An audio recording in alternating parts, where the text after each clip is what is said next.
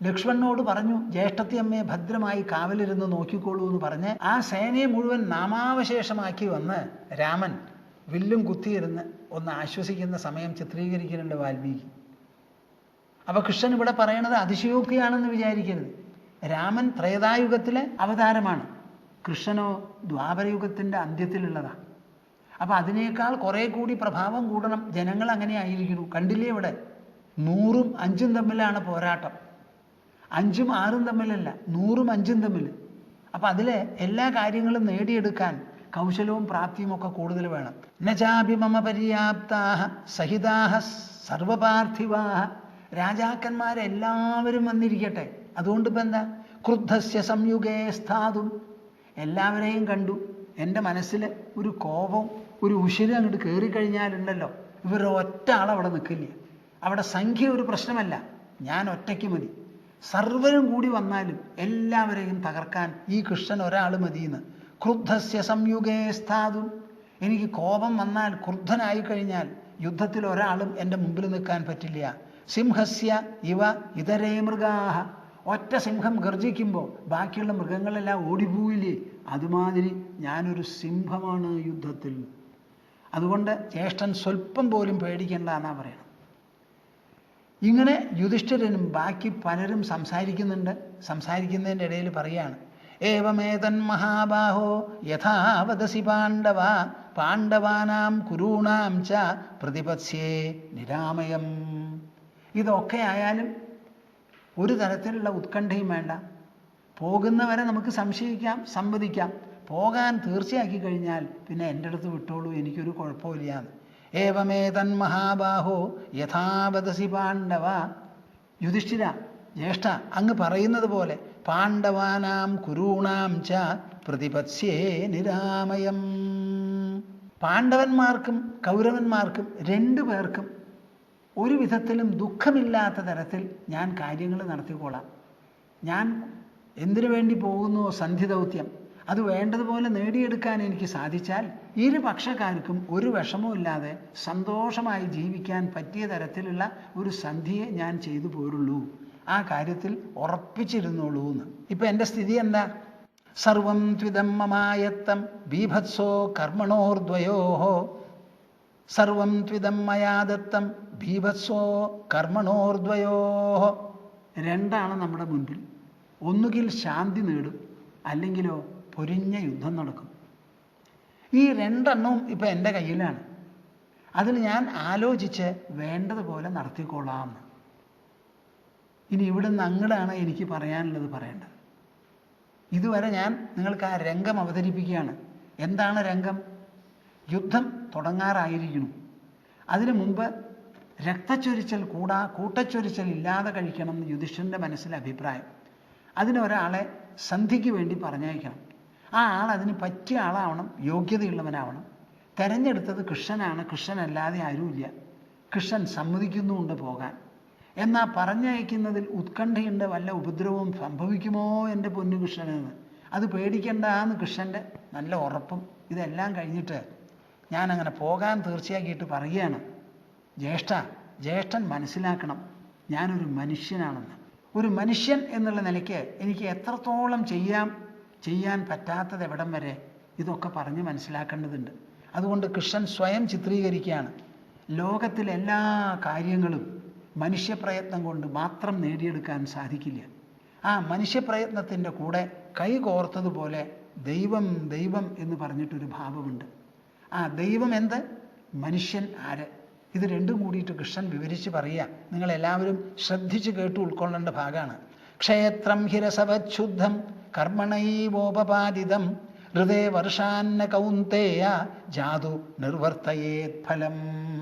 നമുക്ക് ഭക്ഷണം കഴിക്കാൻ വേണം. എല്ലാ ജീവികൾക്കും വേണം, മനുഷ്യർക്കും വേണം. ബാക്കിയുള്ള ജീവികളൊന്നും അവരുടെ ഭക്ഷണം വളർത്തിയുണ്ടാക്കാറില്ല. നമുക്ക് മാത്രമേ നമുക്കുള്ള ഭക്ഷണം വളർത്തിയെടുക്കണം എന്ന് പറഞ്ഞാൽ എന്താ പറയുന്നത്? നെല്ലാണെങ്കിൽ നെല്ല്, ഗോതമ്പാണെങ്കിൽ ഗോതമ്പ്, കായ്കറികളാണെങ്കിൽ കായ്കറി, ഫലങ്ങളാണെങ്കിൽ ഫലങ്ങൾ, ഇലകൾ, കിഴങ്ങുകൾ, ഇതൊക്കെ നമുക്ക് വളർത്തി ഉണ്ടാക്കണം. അപ്പോഴേ നമുക്ക് ഭക്ഷണം കിട്ടുള്ളൂ. അല്ലെങ്കിൽ മൃഗങ്ങളെ പോലെയായി നമ്മൾ കാട്ടിലോ ബാക്കിയുള്ള സ്ഥലങ്ങളിലോ ചെന്നാൽ കിട്ടിയത് പറിച്ച് തിന്നണം. മനുഷ്യരാശിക്കുള്ള വ്യവസ്ഥ നമുക്ക് ഇഷ്ടപ്രകാരം കൃഷിസ്ഥലങ്ങൾ ഉണ്ടാക്കി വേണ്ടതുപോലെ ലെവൽ ചെയ്തെടുത്ത് അതിൽ വിത്തുകളും ബാക്കിയുള്ള സാധനങ്ങളുമെല്ലാം യഥാസമയം വിതയ്ക്കുക അല്ലെങ്കിൽ കുത്തിയിടുക, അത് മുളച്ചു കഴിഞ്ഞാൽ ശുശ്രൂഷിക്കുക, വളം ചേർക്കുക, ഇങ്ങനെയുള്ള ഏർപ്പാടുകളാണല്ലോ. ഇത് മുഴുവൻ നമ്മൾ ചെയ്യുക. ഒരു കൃഷി വിഭാഗം എന്നൊരു വിഭാഗം തന്നെയുണ്ട് നമുക്ക്. മൃഗങ്ങളെ പോലെ കിട്ടിയത് കണ്ട് എര തേടി പോയിട്ടല്ല. നിങ്ങളൊക്കെ അവരവരുടെ വീടുകളിൽ താമസിക്കുന്നു. ആ താമസിക്കുന്ന വീട്ടിലാണ് ഭക്ഷണം പാകം ചെയ്യുന്നത്. അതിനുള്ള സാധനങ്ങൾ നിങ്ങൾ ബജാറിലോ അങ്ങാടിയിലോ പോയി കൊണ്ടുവരുന്നു. അങ്ങാടിക്കാരോ അത് വളർത്തുന്ന സ്ഥലത്ത് സംഭരിച്ച് കൊണ്ടുവന്ന് നിങ്ങൾക്ക് തരികയാണ്. അപ്പം മൃഗങ്ങൾ അങ്ങനെയല്ല. എവിടെ ഭക്ഷണമുണ്ടോ അവിടെ പറന്നോ നടന്നോ ചെന്ന് അവർ കഴിക്കും. ഇപ്പം നമുക്ക് വെള്ളമില്ല എന്ന് കേട്ടാൽ കോർപ്പറേഷന് തിരക്കായി ലോറിയിൽ വെള്ളം സപ്ലൈ ചെയ്യണം. ആനകളോ താമസിക്കുന്ന സ്ഥലത്ത് വെള്ളമില്ലെങ്കിൽ എവിടെയാ വെള്ളം എന്ന് പറഞ്ഞാൽ അന്വേഷിച്ച് ചെന്നിട്ട് അവിടെ ചെന്ന് ജീവിക്കും. അപ്പം നമ്മൾക്ക് അങ്ങനെയല്ല, ഇരുന്നിടത്തുള്ള സൗകര്യങ്ങളൊക്കെ ഉണ്ടാവണം. അപ്പം നമുക്കനുസരിച്ച് കൃഷി പ്രധാനപ്പെട്ട ഒരു ഭാഗമാണ്. അതിനെ സംബന്ധിച്ചാണ് കൃഷ്ണൻ പറയുന്നത്. ക്ഷേത്രം ഹി രസവച്ഛുദ്ധം കർമ്മണൈവോപപാദിതം. നമുക്ക് കൃഷി ചെയ്യാനായിട്ട് ഭൂമി വേണം. ആ ഭൂമിയിൽ പ്രധാനപ്പെട്ട ചില സ്ഥലങ്ങൾ, വയലുകൾ, ഇതൊക്കെ നമുക്ക് ആവശ്യമാണ്. ആ ഭൂമി ഉണ്ടല്ലോ, അത് നമ്മൾ ഉണ്ടാക്കിയതല്ല. കാര്യം അമ്മ പ്രസവിച്ച് വീഴണത് ഭൂമിയിലാണ്, അമ്മ നിൽക്കുന്നതും ഭൂമിയിലാണ്. അപ്പം ഈ ഭൂമി എന്ന് പറയുന്നത് നമുക്ക് മുമ്പുണ്ടായതാണ്. അത് ദൈവദത്തമാണ്. ദൈവദത്തം എന്നുള്ള വാക്കിന് അർത്ഥം എന്താ? നാം ആരും മനഃപൂർവമോ മറ്റു തരത്തിലോ ഉണ്ടാക്കിയതല്ല. നമുക്ക് നോക്കുമ്പോൾ അത് ഓൾറെഡി ഇപ്പോൾ തന്നെ അവിടെ ഉണ്ട്. അങ്ങനെയുള്ള ഒരു വസ്തുവാണ് ഈ ഭൂമി. ആ ഭൂമി ഉണ്ട് എന്ന് പറഞ്ഞ് അതിൽ കൃഷി ചെയ്യാൻ നമുക്ക് പറയാൻ പറ്റുമോ? ദൈവേ, അങ്ങ് തന്നെ കുത്തിയിട്ട് കളയൂ, അങ്ങ് തന്നെ മുളപ്പിച്ച് കളയൂ, അങ്ങ് തന്നെ തയ്യാറാക്കി തരൂ, തിന്നാൻ മാത്രമേ ഞാൻ വരുള്ളൂ എന്ന് പറഞ്ഞാൽ പറ്റുമോ? പറ്റില്ല. ക്ഷേത്രം ഹി രസവച്ഛുദ്ധം കർമ്മണൈവോപപാദിതം. ഈ വയലുണ്ടല്ലോ, ആ വയൽ വേണ്ടതുപോലെ ഉഴുതുവെടുപ്പാക്കി അതിലുള്ള കട്ടകൾ തല്ലി പൊട്ടിച്ച് അതിലുള്ള വൃത്തികേടുകളും വെടുപ്പുകേടുകളും മാറ്റി വേണ്ടതുപോലെ വെണ്ണീറോ ചാണോ എന്തെങ്കിലുമൊക്കെ കൊടുത്ത് അതിനെ വേണ്ടതുപോലെ സൂക്ഷിക്കേണ്ട ചുമതല നമുക്കാണ്. അപ്പോൾ ഭൂമി ദൈവദത്തം, പിന്നെയുള്ളതെല്ലാം മനുഷ്യപ്രയത്നം. കർമ്മണൈവോപപാദിതം. അലസന്മാരായിരുന്നാൽ പറ്റില്ല. സമയത്തിനും സന്ദർഭത്തിനും നോക്കി കൃഷിസ്ഥലങ്ങളിൽ ജോലി ചെയ്യണം. ഒരു മഴയങ്ങോട്ട് പെയ്താൽ കൃഷിക്കാരന് മിണ്ടാതിരിക്കാൻ പറ്റില്ല. അധികം പെയ്താലോ അപ്പോഴും മിണ്ടാതിരിക്കാൻ പറ്റില്ല.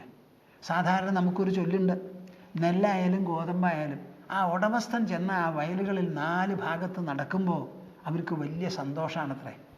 എന്നാ ഈ സന്തോഷം? സാധാരണ മനുഷ്യർക്ക് ഉണ്ടാവില്ലേ സന്തോഷം?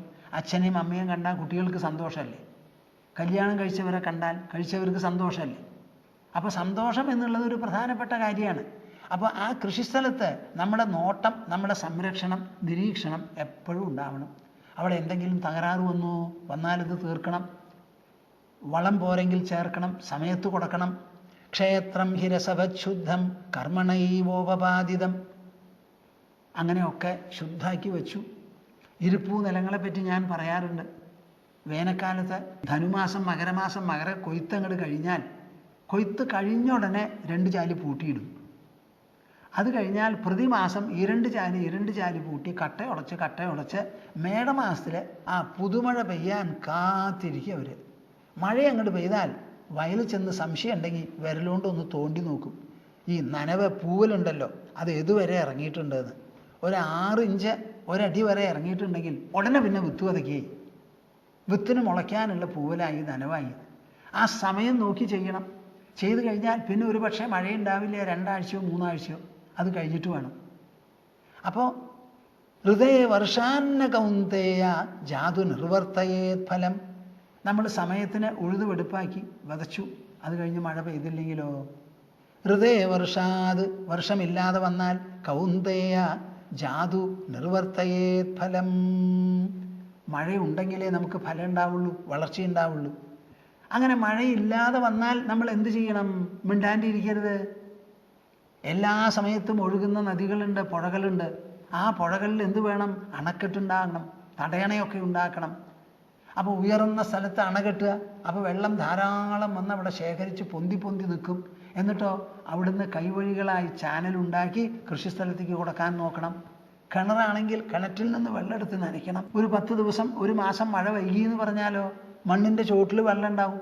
ആ വെള്ളം കൊണ്ട് ഓരോ കുടമാണെങ്കിൽ കുടമെടുത്ത് ഇങ്ങനെ പാറ്റി കൊടുക്കണം. മിണ്ടാതിരുന്നാൽ പറ്റില്ല.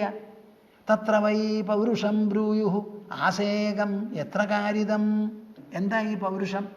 മനുഷ്യൻ തൻ്റെ ഇച്ഛാപൂർവം ഉപയോഗിക്കുന്ന അവനവൻ്റെ ഉൾശക്തിയും ദേഹശക്തിയുമാണ്.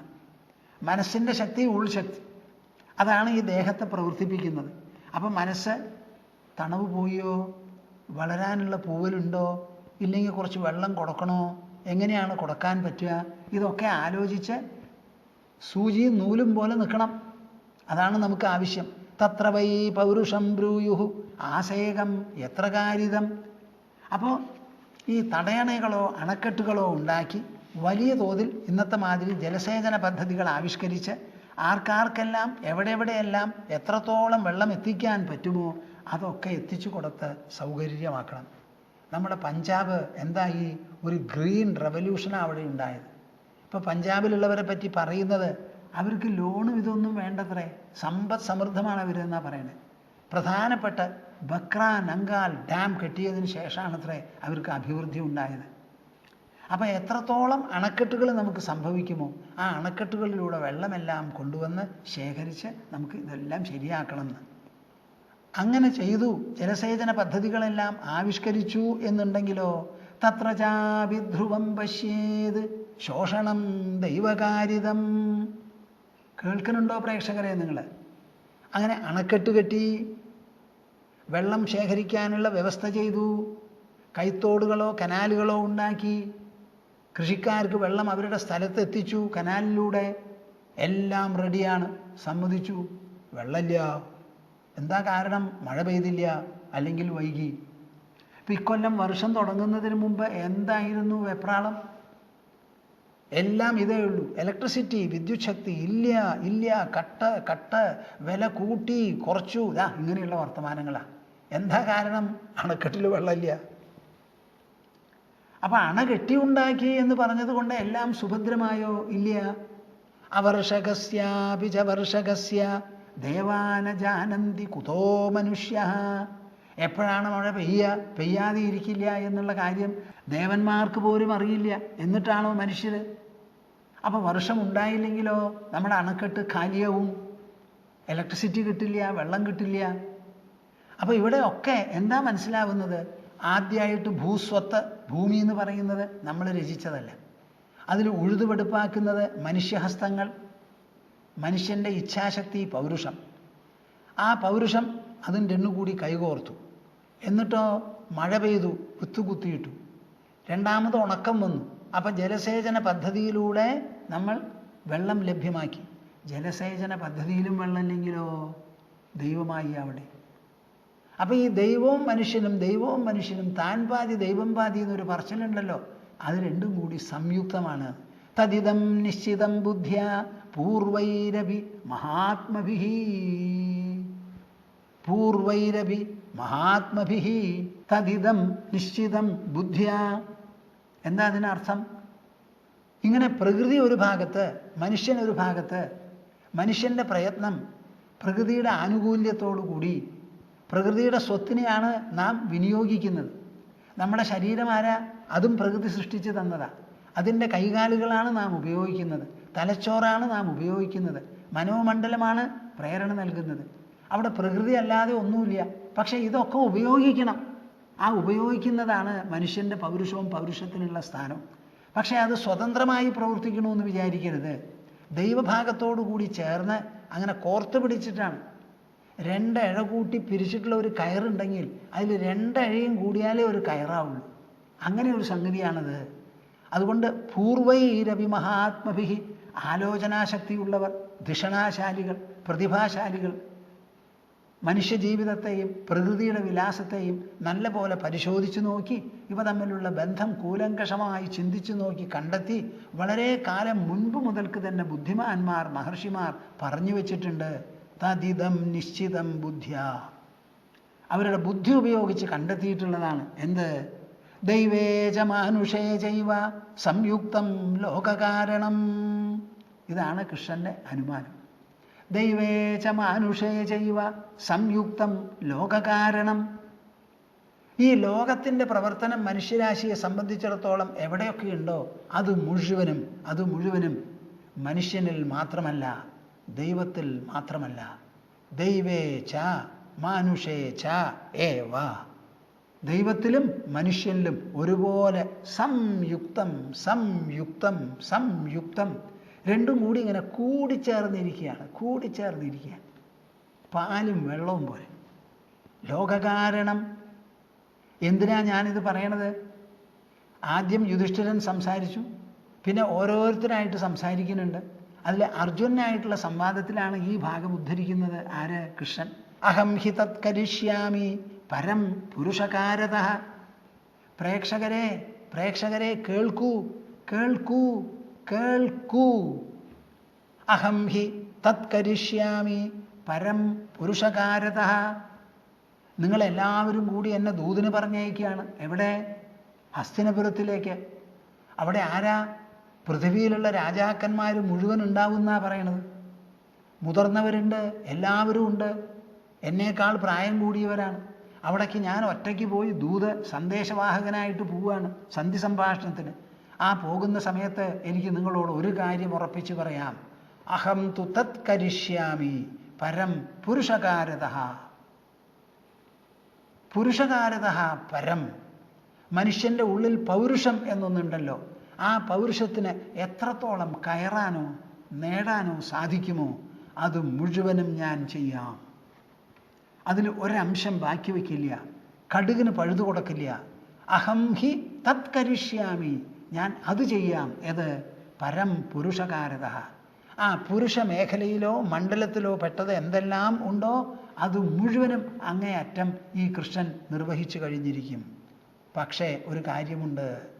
ദൈവം തു ന മയാ ശക്യം കർമ്മകർത്തും കഥഞ്ജന. മനുഷ്യൻ്റെ ഭാഗം കഴിഞ്ഞ് ഒരു ദൈവഭാഗമുണ്ടല്ലോ. ഏതുപോലെ? മനുഷ്യൻ്റെ വയലും കൃഷിയും ഉഴലും വിത്ത് വിതയ്ക്കലും മുളയ്ക്കലും കൊയ്യലും മെതിക്കലും ഇതൊക്കെ മനുഷ്യൻ ചെയ്യുന്നതാ. എവിടെയാ ചെയ്യുന്നത്? നിൽക്കണതടക്കം ജീവിക്കണതടക്കം ഒരു ഭൂമിയിലാണ്. ആ ഭൂമിയോ മനുഷ്യൻ നിർമ്മിച്ചതല്ല. മനുഷ്യൻ്റെ ശരീരമോ അതും അവൻ നിർമ്മിച്ചതല്ല. മനസ്സും ബുദ്ധിയുമോ അതുമല്ല. അപ്പം നമ്മൾ ദൈവത്തിലാണ് പാർക്കുന്നത്. ദൈവാംശമാണ് മുമ്പ്. ആ ദൈവം തു ന മയാ ശക്യം കർമ്മകർത്തും കഥഞ്ജന.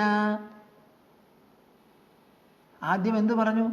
ക്ഷേത്രം ഹിരസവച്ഛുദ്ധം കർമ്മണൈവോപപാദിതം. ആ ഉള്ള ഭൂമി ഉഴുതുവെടുപ്പാക്കണത് നമ്മളാണ്. അങ്ങനെ ആയാലും മഴ കിട്ടി ഭൂമി നനഞ്ഞാലേ വിത്ത് വിതയ്ക്കാൻ പറ്റുള്ളൂ. ആ വിതച്ച വിത്ത് മുളച്ചു പൊന്തിയാൽ പിന്നെയും സംഭവിക്കാം വരൾച്ച. അങ്ങനെ വരുമ്പോൾ അണക്കെട്ടും ജലസേചനവുമായി സഹായിക്കണം. ജലസേചനത്തിലും വെള്ളമില്ലാതെ പോയാലോ കൈ മലർത്തി മിണ്ടാതെ ഇരിക്കാനേ പറ്റുള്ളൂ. ഞങ്ങളുടെ ആശ്രമത്തിൽ കുറച്ച് ദിവസം മുമ്പ് നമ്മുടെ ആൾക്കാർ വന്ന് പറഞ്ഞു, ഞാൻ ഇടയ്ക്കിടയ്ക്ക് ചോദിക്കും കിണറ്റിൽ വെള്ളമുണ്ടോ? ഒരു 2 ചില്ലാനം ഏക്കർ 2.5 ഏക്കർ നനയ്ക്കുന്നുണ്ട്, തെങ്ങൊക്കെ ഉണ്ട്. കിണറ്റിൽ നിന്ന് വെള്ളം എടുത്തിട്ടാണ്. അപ്പം മഴ പെയ്യണില്ല, വരൾച്ച ഇങ്ങനെ വന്നു തുടങ്ങി, കഴിഞ്ഞ കൊല്ലത്തെ കുറവുണ്ടെന്ന് പറയുമ്പോൾ ചോദിക്കും കിണറ്റിൽ വെള്ളം എങ്ങനെയുണ്ട്? തൊട്ടരികിൽ കോൾപ്പാടങ്ങളാണ്. ആ കോൾപ്പാടത്തിലൊരു കനാലുണ്ട്.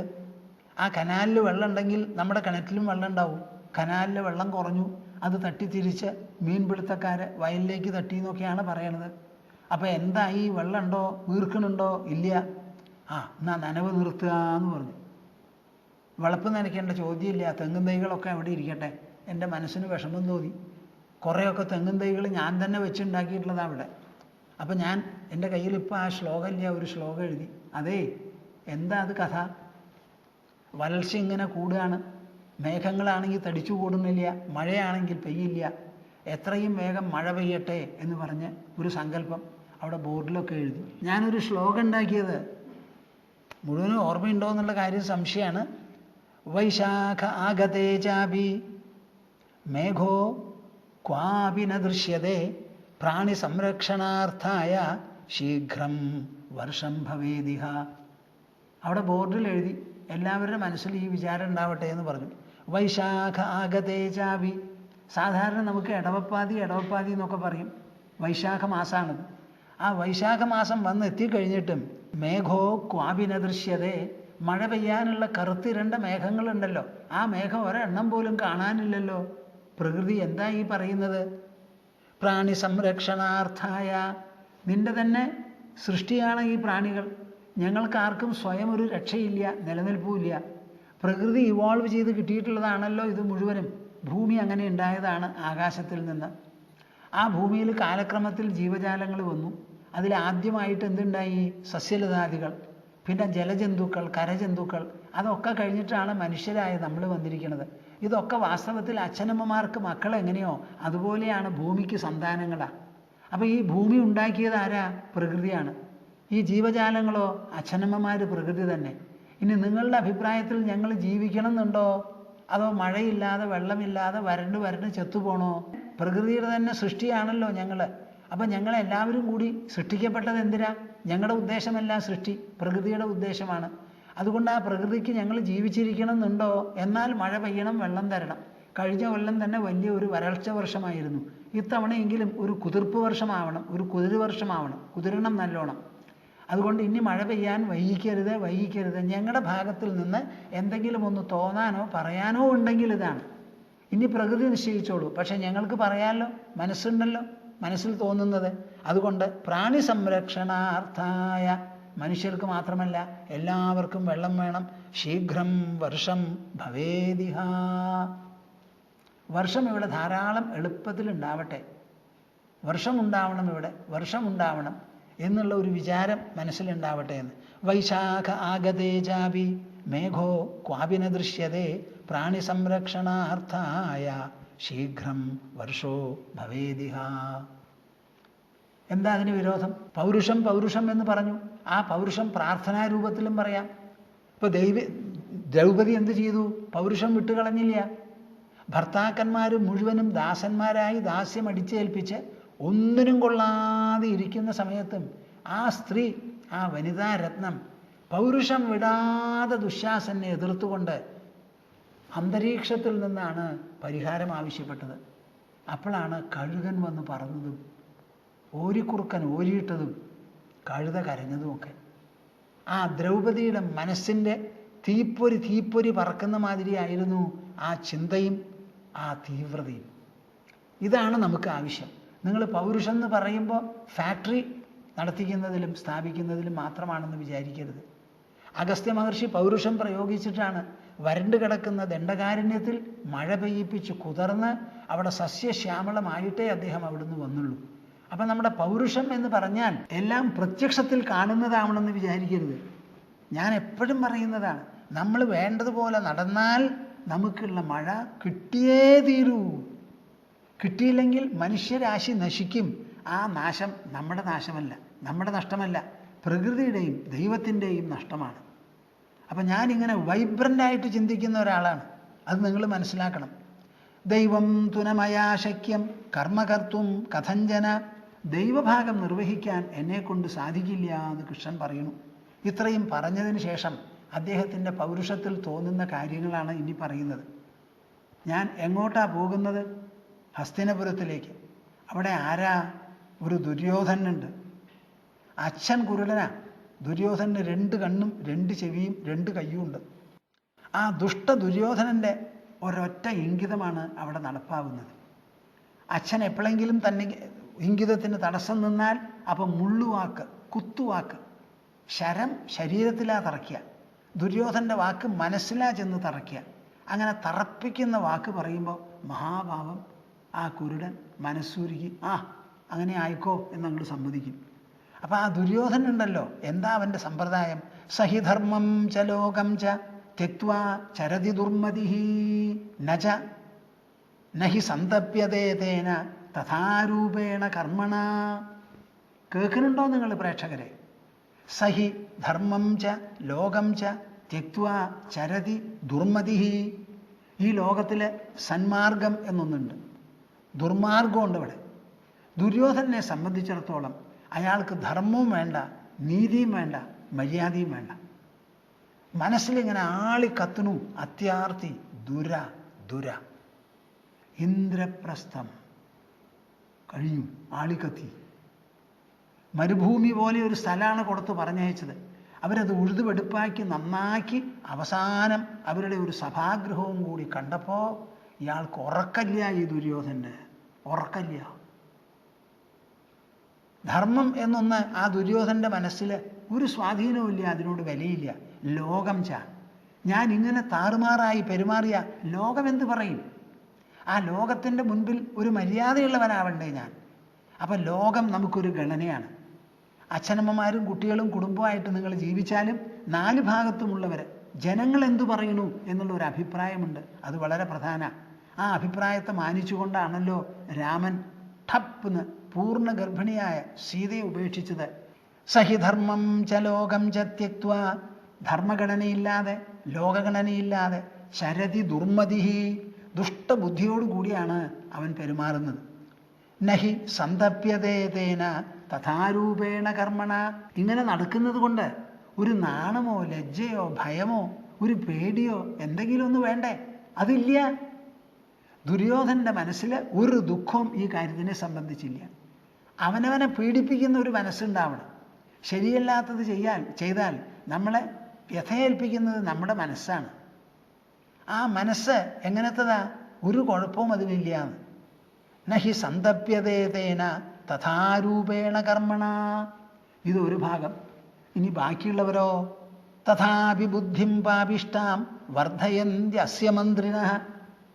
ഈ ദുര്യോധന മഹാരാജാവിനെ ഉപദേശിക്കാനായിട്ട് കുറേ മന്ത്രിമാരുണ്ട്, ഒരമ്മാമനും ഉണ്ട് ശകുനി. ഇവരെല്ലാവരും കൂടി എന്താ ചെയ്യുന്നത്? കത്തുന്ന തീയിൽ എണ്ണ ഒഴിക്കുന്ന മാതിരിയാ. ദുര്യോധന കൊട്ടക്കണ്ട, തട്ടിയെടുക്കുക. സർവ്വതും തോറ്റാൻ ഞാനുണ്ട്, ചൂത് കളിക്ക്. എന്നെ ജയിക്കാൻ ലോകത്തിൽ ഒരാളുമില്ല. കള്ളക്കളിയാണ് എൻ്റെ കളി, അത് ഒരാൾക്കും തോൽപ്പിക്കാൻ പറ്റില്ല എന്ന് പറയുന്ന ഒരമ്മാമനും. ഇങ്ങനെ ഉപദേശിക്കാനുള്ള ഒരു കൂട്ടം മന്ത്രിമാരെല്ലാവരും കൂടി തഥാപി ബുദ്ധിം പാപിഷ്ടാം വർദ്ധയന്തി. ആ ദുര്യോധൻ്റെ സ്വതവേ പാപിയായിരിക്കുന്ന ഒരു ബുദ്ധിയുണ്ടല്ലോ, ആ ബുദ്ധിയെ വർദ്ധിപ്പിക്കുകയാണ് ചെയ്യുന്നത്. അതിന് കനവും തൂക്കവും മാറ്റും കൂട്ടുകയാണ് അവരുടെ ഉപദേശം വഴി. ശകുനിഹി സൂതപുത്രശ്ച ഭ്രാത ദുശാസനസ്തഥ. പ്രത്യേകിച്ച് എടുത്തു പറയുന്നു കൃഷ്ണൻ 3 ആളുടെ പേര്. ശകുനിഹി അമ്മാമൻ, സൂതപുത്രശ്ച ആരാത്? കർണൻ. എന്താ കർണൻ പറഞ്ഞത്? ദ്രൗപദിക്ക് 5 ഭർത്താക്കന്മാരാ. അവളെ ഒരിക്കലും ഒരു രാജപത്നി എന്ന് പറയരുത്, അവൾ ദാസിയ. ദാസിക്കുള്ള സ്ഥാനം ദാസികളുടെ കൂട്ടത്തിലാണ്. യജമാനൻ എന്തു പറഞ്ഞോ അത് ചെയ്യണം. അവൾ ഇങ്ങോട്ട് വരട്ടെ, ആദ്യമായിട്ട് ഞാൻ ചൂല എടുത്ത് കൊടുക്കാൻ പോണത്, അതെടുത്ത് അടിക്കട്ടെ, അത് കഴിഞ്ഞാൽ ചെരുപ്പ് തുടയ്ക്കാൻ പറയും. ഇതാണ് കർണൻ്റെ പ്രോത്സാഹനമാണ് അതിൻ്റെ പിന്നിൽ. അഴിച്ചു മേടിക്കൂ, അവൾക്ക് ഒരു യോഗ്യതയുമില്ല. എന്താ ഈ പറയണത്? പുരുഷന്മാരുടെയും സ്ത്രീയുടെയും ശരീരത്തിൽ ഉടുത്തിട്ടുള്ള വസ്ത്രം അഴിച്ചു മേടിക്കാനാ പറയണത്, നിറഞ്ഞ ഒരു രാജസദസ്സിൽ. ആരാത് പറയുക? കർണൻ. സൂതപുത്രശ്ച ഭ്രാത ദുശാസനസ്തഥ. അവിടെ 100 പേരുണ്ടെങ്കിലും ദുര്യോധനൻ പറയണേ ഉള്ളൂ, പ്രവർത്തിക്കാൻ ദുശാസന. അവന് ഒരു മടിയില്ല. ഏക വസ്ത്രം ധരിച്ച് രജസ്വലയായിരിക്കുന്ന ഒരു സ്ത്രീയുടെ സാരി കടന്ന് പിടിച്ച് ബലായിട്ട് അഴിക്കുക, എല്ലാവരും കാണച്ചൊല്ലി. എന്നിട്ടിതൊരു ധീരകൃത്യമാണ്, പുഷ്പവൃഷ്ടി കിട്ടണം എനിക്ക് ആകാശത്തിൽ നിന്ന് എന്നൊരു തോന്നലും. ഇവർ 3 പേരാണ് അവിടെ ഉള്ളത്. എങ്ങനെ നടക്കുന്ന നിങ്ങൾ പറയുന്നത്? ശകുനിഹി സൂതപുത്രശ്ച ഭ്രാത ദുശാസനസ്തഥ സഹി ത്യാഗേന രാജ്യസ്യ നശമം സമുപൈഷ്യതി. ആ ദുര്യോധനാണോ? അദ്ദേഹത്തിൻ്റെ ചൊൽപ്പടിക്ക് പ്രവർത്തിക്കുന്ന ധൃതരാഷ്ട്ര മഹാരാജാവാണോ? നിങ്ങളുടെ രാജ്യം നിങ്ങൾക്ക് തന്ന് ഉപേക്ഷിച്ച്, അവരെ സംബന്ധിച്ചിടത്തോളം ഉപേക്ഷിച്ച് സമാധാനം ഇഷ്ടപ്പെടുന്നവർ അല്ല. ഒരിക്കലും ഇത് നടക്കില്ല. സഹിത്യാഗേന രാജ്യസ്യ നശമം സമുപൈഷ്യതി അന്തരേണ വധം പാർത്ഥ സാനുബന്ധ സുയോധന നചാപി പ്രണിപാതേന ത്യക്തുമിച്ഛതി ധർമ്മരാട് യാച്യമാനശ്ച രാജ്യം സ ന പ്രദാസ്യതി ദുർമതി. വിവേകം ഉപയോഗിച്ച് കൃഷ്ണൻ നടത്തുന്ന വിലയിരുത്തലാണത്. അന്തരേണ വധം പാർത്ഥ സാനുബന്ധ സുയോധന. ദുര്യോധനുണ്ടല്ലോ, അയാളുടെ ബന്ധുബാന്ധവന്മാരോടുകൂടി ഒരു കൂട്ടക്കൊലയ്ക്ക് വിധേയമായല്ലാതെ ഈ കാര്യം നിശ്ചയിക്കാൻ പോകുന്നില്ല, തീരാൻ പോകുന്നില്ല. വധം അന്തരേണ ഹേ പാർത്ഥ. വധമില്ലാതെ ഈ കാര്യം നടക്കാൻ പോകുന്നില്ല. ന ചാപി പ്രണിപാതേന തെക്തുമിച്ഛതി ധർമ്മരാട്. എന്തൊക്കെ പറഞ്ഞാലും നിങ്ങളുടെ ജ്യേഷ്ഠനുണ്ടല്ലോ യുധിഷ്ഠിരൻ, ആ യുധിഷ്ഠിരൻ ന ചാപി പ്രണിപാതേന തെക്തുമിച്ഛതി, നമസ്കരിച്ച് തൻ്റെ രാജ്യം കൊടുത്ത് സന്ധി ചെയ്യാൻ തയ്യാറുണ്ടോ? അതിന് തയ്യാറ് അദ്ദേഹവും ഇല്ല. യാച്യമാനശ്ച രാജ്യം സ ന പ്രദാസ്യതി ദുർമതി. ഇനി അവിടെ ചെന്ന് നമസ്കരിച്ച് ഞങ്ങളുടെ രാജ്യം തരൂ എന്ന് പറഞ്ഞ് യാചകന്മാരെ പോലെ എരന്നാൽ തന്നെ ദുർമതിയായിരിക്കുന്ന ദുര്യോധനൻ അത് കൊടുക്കാൻ തയ്യാറുണ്ടോ? ഇല്ല, ഇല്ല. അതാണ് നടക്കാൻ പോകുന്നത്. അന്തരേണ വധം പാർത്ഥ സാനുബന്ധ സുയോധന ന ചാപി പ്രണിപാതേന തെക്തുമിച്ഛതി ധർമ്മരാട് യാച്യമാനശ്ച രാജ്യം സ ന പ്രദാസ്യതി ദുർമതി മമ ചാപി സവധ്യോ ഹി ജഗതശ്ചാപി ഭാരത. മമ ചാപി സവധ്യോ ഹി ജഗതശ്ചാപി ഭാരത യേന കൗമാരകേ യൂയം സർവേ വിപ്രകൃതാ സദാ. ഇതെല്ലാം പരിഗണിച്ച് എനിക്ക് പറയാനുള്ളത് എന്താണെന്നറിയോ അർജുന? നിങ്ങളെല്ലാവരും കേട്ടോളൂ. മമചാപി ജഗതശ്ചാപി, എനിക്കും ഈ ലോകർക്കെല്ലാവർക്കും തന്നെ പറയാനുള്ളത് സവധ്യ, ഈ ദുര്യോധനൻ വധിക്കപ്പെടേണ്ടവനാണ്. സവധ്യ എന്ന് പറഞ്ഞാൽ എന്താ അർത്ഥം? ആ ആൾ കൊല്ലപ്പെടേണ്ടവനാണ്. അത് ജഗത്തിൻ്റെ നന്മയ്ക്കും ഭദ്രതയ്ക്കും ആവശ്യമാണ്. ഞാനതൊരു അഭിപ്രായ രൂപത്തിൽ, നിർദ്ദേശ രൂപത്തിൽ, ഒരു നിഗമന രൂപത്തിൽ പറയണു എന്നേ ഉള്ളൂ. മമചാപി സവധ്യോ ഹി ജഗതശ്ചാപി ഭാരത യേന കൗമാരകേയൂയം സർവേ വിപ്രകൃതാ സദാ. ഈ ആൾ എങ്ങനത്തവനാ? കൗമാരപ്രായത്മകർക്ക് നിങ്ങളെ എപ്പോഴും ഉപദ്രവിച്ചു കൊണ്ടിരുന്നവനാ. നിങ്ങളെ ഉപദ്രവിക്കാതെ, നിങ്ങളും അച്ഛൻ്റെ സഹോദരൻ്റെ പുത്രന്മാരാണല്ലോ, നിങ്ങൾക്കുമുണ്ട് ഒരു രാജകുമാര പട്ടം, അതിനുള്ള സ്ഥാനവുമുണ്ട്. ഇനി മെടുക്കുകൊണ്ടും സാമർഥ്യം കൊണ്ടും പെരുമാറ്റം കൊണ്ടും നിങ്ങളാണ് മേലെ. ഇതൊക്കെ ഉണ്ടെങ്കിലും ആദ്യമേ മുതൽക്ക് നിങ്ങളെ എങ്ങനെയാണ് ഉപദ്രവിക്കുക, കുത്തുക, പിളർക്കുക, ചുട്ടങ്ങട് ദഹിപ്പിക്കുക, ഇതിനുള്ള വിചാരമായിരുന്നു ചെറുപ്പകാലം മുതൽക്ക്. അഡൾട്ട് ആവുന്നതിന് മുൻപ്, പ്രായപൂർത്തി വരുന്നതിന് മുൻപ് സർവേ വിപ്രകൃതാ സദാ, എല്ലാവരെയും ഉപദ്രവിച്ചു കൊണ്ടിരുന്ന ആളാണ്. ആ ഉപദ്രവത്തിലാണ് ഈ ദുര്യോധനന് സന്തോഷം. പരോപദ്രവം, ഭ്രാതൃദ്രോഹം, ഭ്രാതൃധ്വംസനം, ഭ്രാതൃദഹനം. ശരീരം വീണുപോയതിനു ശേഷം ദഹിപ്പിക്കും, ജീവനോടുകൂടി ദഹിപ്പിക്കാനല്ലേ നോക്കിയത്. അങ്ങനെ ഒരുത്തൻ. വിപ്രലുപ്തം ച ഓ രാജ്യം നൃശംസേന ദുരാത്മന. വിപ്രലുപ്തം ച ഓ രാജ്യം നൃശംസേന ദുരാത്മന.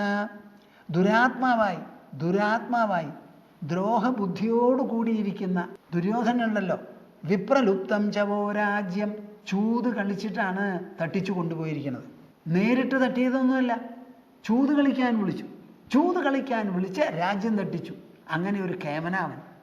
ആ ആളുണ്ടല്ലോ, നചോപശാമ്യതേ പാപഃ ശ്രിയം ദൃഷ്ട്വാ യുധിഷ്ഠിരേ. ആ ദുര്യോധൻ്റെ മനസ്സ് ഒരു കാലത്തും ശമം വരിക്കില്ല, ശാന്തി ഉണ്ടാവില്ല. എന്താ കാരണം? ആ യുധിഷ്ഠിരന് വരുന്ന അഭിവൃദ്ധി ഉണ്ടല്ലോ, അഭ്യുദയം, ഐശ്വര്യം, അത് കണ്ടാൽ കണ്ണ് കടിച്ച് ഉറക്കമില്ലാതെ കഴിയുന്നവനാണ് അവൻ. അതുകൊണ്ട് ഒരിക്കലും ഞാൻ ഈ പോകുന്ന ഉദ്ദേശം സഫലമാകുമെന്ന് നിങ്ങൾ വിചാരിക്കരുത്. എന്നാലും ഒരു മനുഷ്യൻ എന്നുള്ള നിലയ്ക്ക് പകുതി നമ്മുടെ കയ്യിലാണല്ലോ, പകുതിയല്ലേ ദൈവത്തിൻ്റെ കയ്യിലുള്ളൂ. നമ്മുടെ ഭാഗം ചെയ്യാതെ ഇരിക്കരുത്.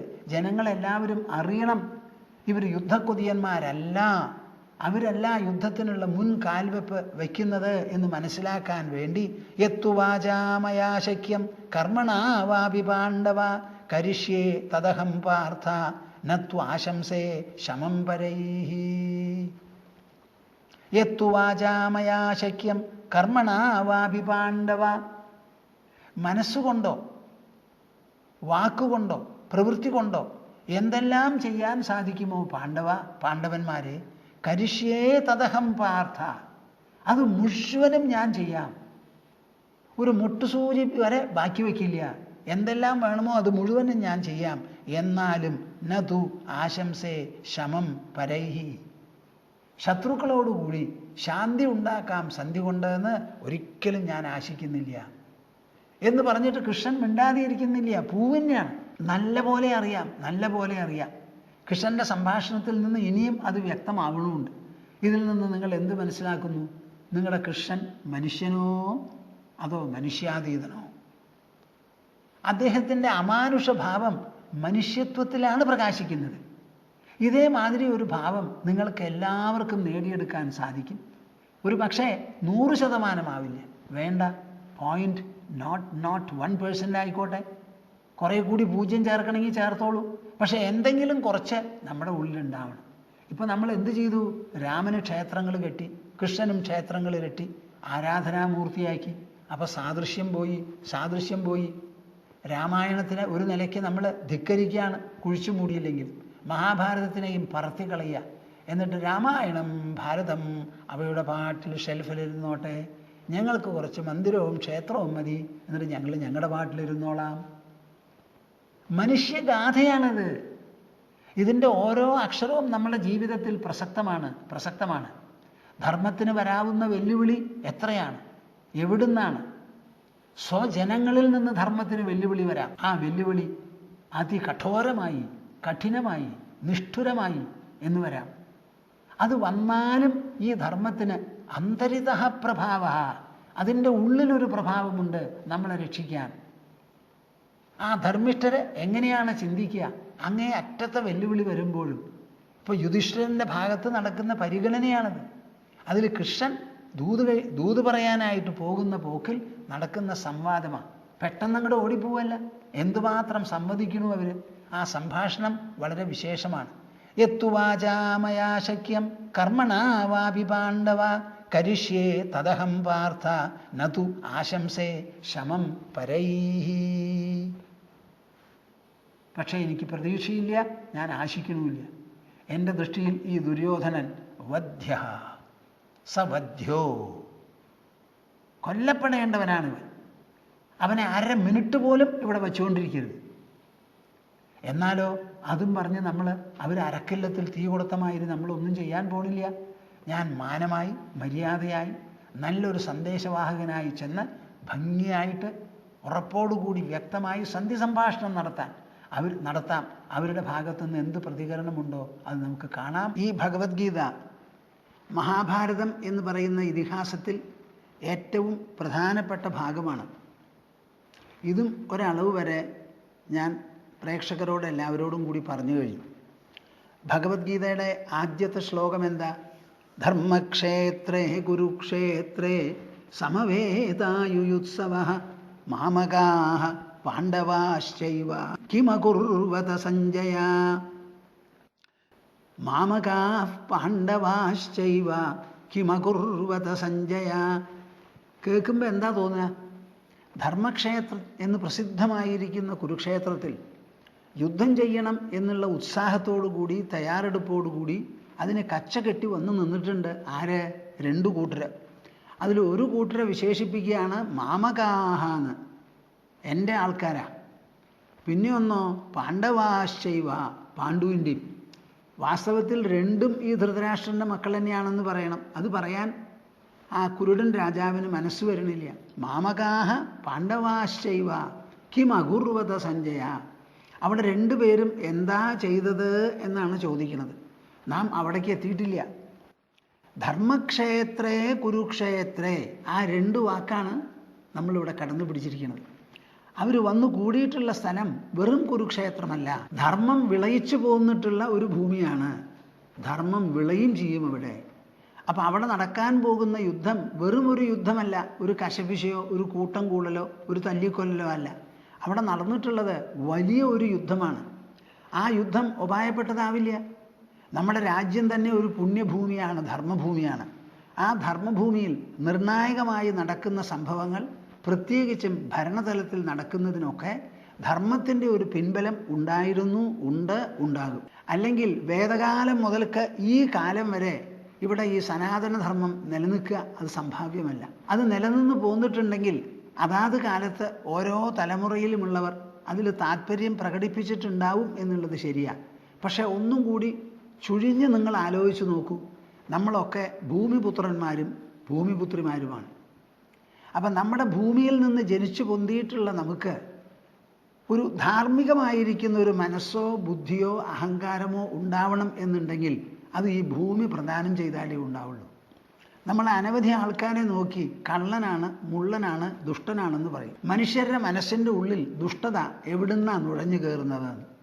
നാം രചിച്ച ലോകമല്ല, നാം തിരഞ്ഞെടുത്ത അച്ഛനമ്മമാരല്ല, നാം തിരഞ്ഞെടുത്ത മുത്തശ്ശനും മുത്തശ്ശിയല്ല, മനുഷ്യ തലമുറകളൊന്നും നാം തിരഞ്ഞെടുത്തതല്ല. ഈ മനുഷ്യ തലമുറ മുഴുവനും ഉണ്ടായിട്ടുള്ളത് ഭൂമിയിലാണ്. അവർ ശ്വസിക്കുന്നത് ഇവിടുത്തെ കാറ്റാണ്, കുടിക്കുന്നത് ഇവിടുത്തെ വെള്ളമാണ്. അവർക്ക് കിട്ടുന്ന മഴയോ സമുദ്രതലത്തിൽ നിന്ന്, ജലാശയത്തിൽ നിന്ന്, ലവണ ജലാശയത്തിൽ നിന്ന് മേഘമായി പൊന്തിപ്പോയി അന്തരീക്ഷത്തിൽ തണുത്ത് രൂപഭേദം വന്ന് മഞ്ഞും മഴയുമായി വീഴുന്ന തുള്ളികളാണ്. ഇതൊക്കെ മനുഷ്യകൃതമാണോ? അല്ല. ഇതൊക്കെ കഴിച്ചിട്ടാണല്ലോ നമ്മുടെ മനസ്സും ബുദ്ധിയും രൂപപ്പെട്ടിട്ടുള്ളത്. ഒന്നുകിൽ ഇത് പ്രകൃതിയിൽ നിന്ന് രൂപപ്പെട്ടുണ്ടായി, അല്ലെങ്കിൽ നിങ്ങളൊക്കെ പറയുന്ന ഭഗവാൻ രൂപപ്പെടുത്തിയെടുത്തു. പ്രകൃതിയാണെങ്കിലും ഭഗവാനാണെങ്കിലും ഇത് രണ്ടും നമ്മളല്ല. അപ്പം ഈ ദുഷ്ടതയ്ക്കും അവസാനത്തെ ഉത്തരവാദിത്വം ആർക്കാ? പ്രകൃതിക്കാണ്, അല്ലെങ്കിൽ സൃഷ്ടികർത്താവിനാണ്, സൃഷ്ടിശക്തിക്കാണ്. അപ്പം നമ്മളങ്ങനെ വെറുതെ തള്ളിവിടരുത്. അപ്പം ധർമ്മബുദ്ധി ഉണ്ടാവണമെങ്കിലും ആ ബുദ്ധി നമ്മുടെ പഞ്ചഭൂതങ്ങളും നമ്മുടെ രാജ്യവും തുണച്ചുണ്ടായാലേ ഉണ്ടാവുള്ളൂ. ആ പ്രകൃതി തന്നെ തൊടുത്തു വിടുന്നതാണ് ഇവിടുത്തെ അധർമ്മ ബുദ്ധിയും. നിങ്ങൾ ഒരിക്കലും പറയരുത് ഒരു കള്ളൻ കട്ടു, അയാളെ ശിക്ഷിച്ചു, പിടിച്ച് ജയിലിലിട്ടു എന്ന് പറഞ്ഞതുകൊണ്ട് കളവ് രാജ്യത്തിൽ നിന്ന് ഇല്ലാതെയാവില്ല. കളവ് എന്ന് പറയുന്ന ആ ഒരു വിഭാഗമുണ്ടല്ലോ, ലോകത്തിൽ നല്ലതും ചീത്തയും, പുണ്യവും അപുണ്യവും, പുരോഗമനാത്മകം അധക്കരമായിട്ടുള്ളത്, ഇങ്ങനെയുള്ള വ്യത്യാസങ്ങളൊക്കെ ഇവിടെ ഉണ്ടായി തീർന്നിട്ടുള്ളത് പ്രകൃതിയുടെ സംവിധാനത്തിൽപ്പെട്ടതാണ്. ആ പ്രകൃതി സത്വം, രജസ്, തമസ് എന്ന് പറയുന്ന 3 ഗുണങ്ങളിൽ നിന്നുണ്ടായിട്ടുള്ളതാണ്. അതിൽ സത്വഗുണം എപ്പോഴും ശുദ്ധിയും ജ്ഞാനവും എല്ലാം അതിൽപ്പെട്ടതാണ്. രജോ ഗുണമോ പല വിധത്തിൽ രാഗാത്മകമായിട്ടുള്ള പ്രവൃത്തികൾ, തമസ്സോ ഇതിനെയൊക്കെ തടസ്സപ്പെടുത്തുന്ന അജ്ഞാനം, ഉറക്കം, ആലസ്യം മുതലായിട്ടുള്ളത്. പ്രകൃതി ഇങ്ങനെ 3 ഗുണങ്ങളുടെ സംഘാതമാണെന്ന് വരുമ്പോൾ ഇവിടെയുള്ള എല്ലാ നന്മതിന്മകളും പ്രകൃതിയുടെ തന്നെ സംഭാവനയാണെന്ന് നമുക്ക് സമ്മതിക്കേണ്ടി വരും. അപ്പം നമ്മുടെ രാജ്യം ഒരു ധർമ്മഭൂമിയായി തുടർന്നിട്ടുണ്ടെങ്കിൽ അതിൻ്റെ മാഹാത്മ്യം നമുക്ക് അവകാശപ്പെട്ടതെന്ന് നിങ്ങൾ പറയരുത്. ഒരിക്കലും ഞാനത് പൂർണ്ണമായി സമ്മതിക്കില്ല. എന്തോ കാരണത്താൽ നമ്മുടെ ഈ പുണ്യഭൂമി നമുക്ക് അരുളി തന്നിട്ടുള്ളതാണ്, കനിഞ്ഞു തന്നിട്ടുള്ളതാണ്. അങ്ങനെയുള്ള ഒരു ധർമ്മക്ഷേത്രം, ധർമ്മം വിളയിക്കുന്ന ഭൂമിയിലാണ് ഈ മഹാഭാരത യുദ്ധം നടന്നത്. അപ്പം അതിന് വലിയ ഒരു അർത്ഥവും ഒരു പ്രസക്തിയുമുണ്ട്. ധർമ്മഭൂമിയാണോ? ആരതിന് ധർമ്മഭൂമിയാക്കി? ധർമ്മഭൂമിയാക്കി നിലനിർത്താൻ ഇവിടെ ആരാരെല്ലാം എന്തെല്ലാം ചെയ്തു? തത്കാലം നമുക്ക് പറയാനുള്ളത്, കുരു എന്ന് പറയുന്ന പൂർവജൻ അവിടെ വളരെ കാലം തപസ് ചെയ്ത് ആ തപസ്സിൻ്റെ ഒരു അന്തരീക്ഷം തളം കെട്ടി നിൽക്കുന്നതാണ് ഈ കുരുക്ഷേത്രം എന്ന് പറയുന്ന ഭൂമി. അവിടെ ഒരു യുദ്ധം നടന്നാൽ ആ യുദ്ധത്തിൻ്റെ പിന്നോടി പല കാര്യങ്ങളും ഉണ്ടാവും. പെട്ടെന്നൊരു യുദ്ധം വന്നതല്ല. ചുരുങ്ങിയത് 13 കൊല്ലം തയ്യാറെടുപ്പുണ്ട് പാണ്ഡവന്മാർക്ക്. അത് 13 കൊല്ലത്തിൽ മാത്രം ഒതുങ്ങി നിൽക്കുന്നതാണോ? ഒരു ഭാഗത്ത് ദുര്യോധനാദികൾ, ഒരു ഭാഗത്ത് യുധിഷ്ഠിരാദികൾ. ഇവർ രണ്ടുപേരും തമ്മിലുള്ള ആശയ സംഘട്ടനമുണ്ടല്ലോ, അവരുടെ മനോവികാരങ്ങൾക്കും ഭാവങ്ങൾക്കുമുള്ള പ്രകടമായ വ്യത്യാസം, വിരുദ്ധത, അത് എപ്പോൾ തുടങ്ങിയതാ? ചെറുപ്പകാലം മുതൽക്ക് തുടങ്ങിയതാ. അതിൽ പങ്കാളികളായി പലരും ചേർന്നു. പലരും അതിനെ പരിശ്രമിച്ച് നിർത്താനും പറ്റിയില്ല. നിർത്താനുള്ളവർ ആരൊക്കെയുണ്ട്? എല്ലാറ്റിനും മീതെ ഹസ്തിനപുരം ആ വംശം മുഴുവനും നിലനിർത്തി പോകുന്നത് ഭീഷ്മ പിതാമഹനാണ്. അദ്ദേഹം ഒരു തപോധനനാണ്, തപസ്വിയാണ്, അറിവിൽ അങ്ങേയറ്റമുള്ളവനാണ്. അമ്പും വില്ലുമെടുത്ത് പ്രയോഗിക്കുകയാണെങ്കിൽ അദ്ദേഹത്തിന് ജയിക്കാൻ അന്നത്തെ കാലത്ത് ആരും ഉണ്ടായിരുന്നില്ല. അങ്ങനെ അസ്ത്രശസ്ത്ര വീര്യം, യുദ്ധപാടവം, വേദവേദാംഗ തത്വജ്ഞനാണ് അദ്ദേഹം. എല്ലാ വിധത്തിലും പ്രഗത്ഭനായിരിക്കുന്ന, ഒരാൾക്കും ഒരു കുറ്റവും പറയാൻ പറ്റാത്തതായ ഒരു ഭീഷ്മ പിതാമഹൻ്റെ ശിക്ഷണത്തിലാണ് ഈ കുട്ടികളൊക്കെ വളർന്നത്. അപ്പോൾ ആ ശിക്ഷണം അവിടെ ദുർബലപ്പെട്ടു ദുര്യോധനാദികളെ സംബന്ധിച്ചിടത്തോളം. ധൃതരാഷ്ട്രനാണ് അവിടെ മഹാരാജാവ്. അദ്ദേഹത്തിൻ്റെ ചൊൽപ്പടിക്കാണ് ഈ ദുര്യോധനന്മാരും ഒരു നിലയ്ക്ക് യുധിഷ്ഠിര പ്രകൃതികളും. വല്യച്ഛനാണ് യുധിഷ്ഠിരൻ്റെ. ആ സമയത്താണ്. അപ്പം നമ്മളിവിടെ ചർച്ച ചെയ്യുന്നത് എന്താ? മഹാഭാരതം ചർച്ച ചെയ്യുന്നത് മുഴുവനും, as I always say, the decline and fall of the Kuru dynasty. നമ്മുടെ പ്രസിദ്ധമായിരിക്കുന്ന കുരുവംശം മൂല്യച്യുതി സംഭവിച്ച് എങ്ങനെയാണ് അധപ്പതിച്ചത്, മണ്ണ് കപ്പിയത് അതിൻ്റെ അവസാന ഘട്ടം എന്തായിരുന്നു, എന്തെല്ലാം നടന്നു, അതാണ് നമ്മൾ ചർച്ച ചെയ്യുന്നത്. ആ ചർച്ച ചെയ്യുന്നതിൽ ദുര്യോധനൻ്റെ സ്വഭാവം, അത് വരുത്തി തീർത്ത വിനകൾ, അത് വരുത്തി തീർത്ത ആഘാതങ്ങൾ, പ്രത്യാഘാതങ്ങൾ, ഇതൊക്കെ നാം ചർച്ച ചെയ്തുകൊണ്ടിരിക്കുക. മുഴുവനായി എന്ന് പറഞ്ഞുകൂടാ.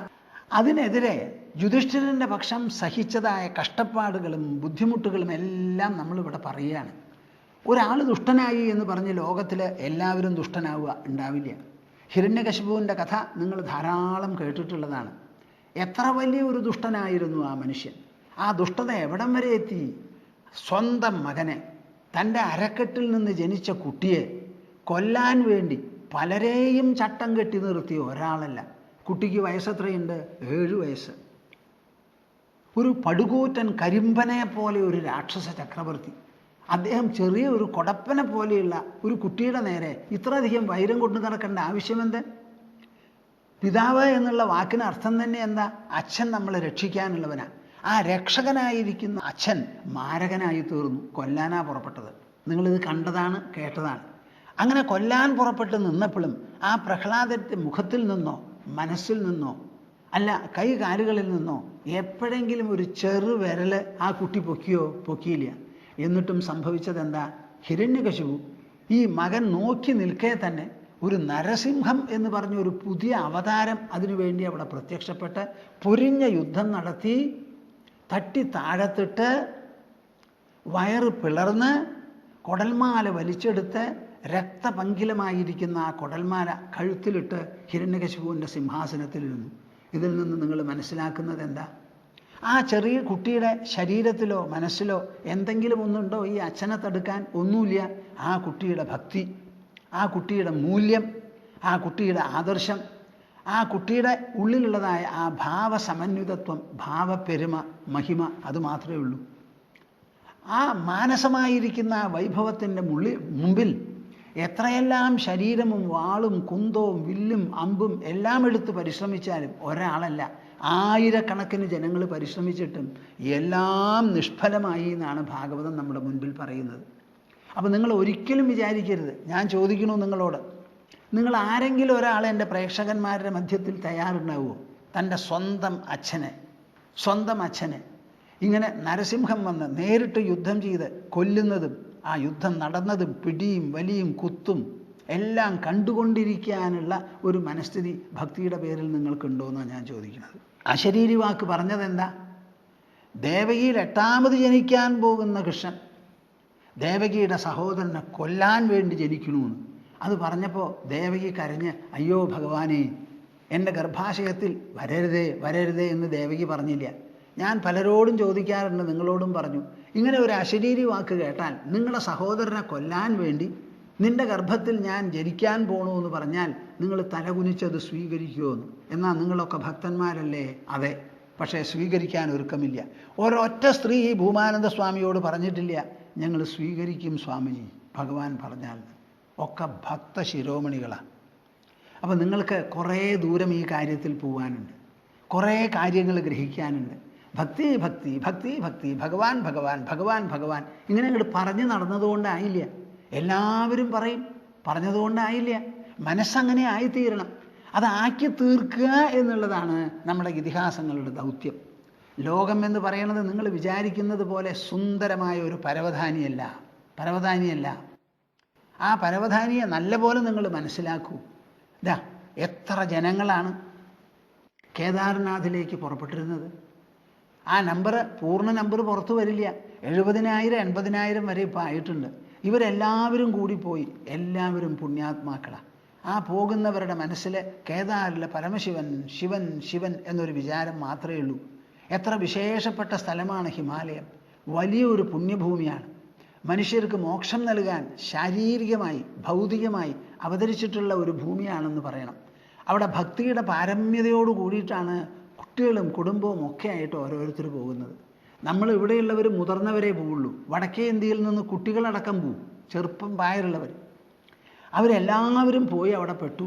അവരുണ്ടാക്കി തീർത്തതാണോ മഴ? ചിലർ പറയുന്നു മഞ്ഞ് ഉരുള് പൊട്ടിയതാണെന്നും പറയുന്നു, ക്ലൗഡ് ബസ്റ്റാണെന്നും പറയുന്നു. പെട്ടെന്നൊരു മഴ. ആ മഴയിൽ എണ്ണിക്കണക്കാക്കാനൊന്നും സമയമില്ല. കെട്ടിടങ്ങളൊക്കെ ആളുകളുണ്ട്, എന്തെല്ലാം ഉണ്ട്. ഇങ്ങനെ നിൽക്കണ കെട്ടിടം നമിച്ചങ്ങോട്ട് വീണു. എവിടെ? ഗംഗയിലേക്ക്, മന്ദാകിനിയിലേക്ക് അങ്ങോട്ട് വീഴുകയാണ്. എന്താ ഇതിനർത്ഥം? അവർക്കൊക്കെ പുണ്യമില്ലേ? അവർക്ക് ഭക്തിയില്ലേ? അപ്പം ഭക്തിയുടെ പാരമ്യതയോടുകൂടി ഭഗവാനെ കാണാൻ പോയി ആ സ്ഥലത്ത് എത്താൻ വേണ്ടി വളരെ ഉത്കണ്ഠയോടുകൂടി ഉത്സാഹത്തോടുകൂടി ശ്വാസം അടക്കി പിടിച്ചിട്ടാണ് ഓരോരുത്തരും നടക്കുന്നത്. അങ്ങനെ നടക്കുന്ന സമയത്ത് അവിടെ നടന്ന സംഭവം എങ്ങനെ നിങ്ങൾ പൊരുത്തപ്പെടുത്തിയെടുക്കും ഭക്തിയോടുകൂടി? ഞാൻ പറയണത് നിങ്ങൾക്ക് മനസ്സിലാവുന്നുണ്ടോ? ഭക്തന്മാരാണ് അവിടെ പോയിരിക്കുന്നത്. അവിടെ ഒരു ദുഷ്ടനില്ല, അവിടെ ഒരു പൊല്ലാത്തവനില്ല. സർവ്വ ആൾക്കാരും പരമഭക്തന്മാരാണ്. ആ പരമഭക്തന്മാരെയാണ് ആരോടും പറയാതെ ആർക്കും സഹായിക്കാൻ പറ്റാതെ ഗംഗാനദി അങ്ങനെ കരകവിഞ്ഞ് ഉരുളുപൊട്ടി ഉരുണ്ടൊഴുകുന്ന ആ ഗംഗാനദി, അതിൻ്റെ ഉള്ളിൽ പെട്ട എല്ലാവരും പോയിരിക്കുന്നു. എത്ര ആൾ പോയി, എങ്ങനെ പോയി, ഇതിന് കണക്ക് തന്നെ നമുക്ക് കിട്ടാൻ പോകുന്നില്ല. അപ്പം ഭക്തി എന്ന് പറഞ്ഞാൽ ഈ അപകടങ്ങളൊന്നും ഉണ്ടാവില്ല എന്നാണോ അർത്ഥം? ഭക്തന്മാർക്ക് തന്നെ ഇങ്ങനെ സംഭവിച്ചാൽ നമ്മൾ ഭക്തിയെ എങ്ങനെ മനസ്സിലാക്കണം? അപ്പോൾ സാധാരണ ഭഗവാന്റെ കാരുണ്യം. എന്നോടൊരാൾ ടെലിഫോൺ ചെയ്തിട്ട് പറയുക, സ്വാമിജി കണ്ടില്ലേ അവിടെ നടന്ന സംഭവം? എത്ര ആളെ എങ്ങനെ അവിടെ എത്താനേ പറ്റില്ല. ഇപ്പോഴൊക്കെയാണ് ഹെലികോപ്റ്റർ പോണത്, മറ്റേത് അതും സാധിച്ചില്ല. ഹെലികോപ്റ്ററിന് പറക്കാനും അന്തരീക്ഷം സൗകര്യപ്പെട്ടാലല്ലേ പറക്കാൻ പറ്റുള്ളൂ. കഠിനമായിട്ടുള്ള മഴ, 1 മണിക്കൂറോ 2 മണിക്കൂറോ 24 അല്ല, 100 മണിക്കൂറിലേറെയാണത്രേ പൊരിഞ്ഞ മഴ പെയ്തിരിക്കണം അവിടെ.